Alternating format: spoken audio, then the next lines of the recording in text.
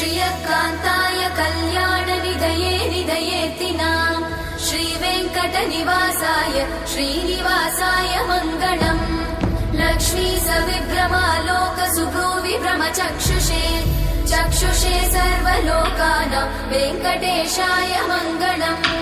श्रीवेङ्कटाद्रिशृङ्गाग्रमङ्गलाभरणाङ्ग्रये मङ्गलानां निवासाय श्रीनिवासाय मङ्गलम्।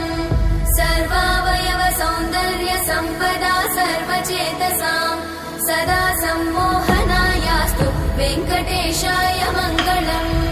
नित्याय निरवध्याय सत्यानन्दचिदात्मने सर्वान्तरात्मने श्रीमद् वेङ्कटेशाय मङ्गलम्।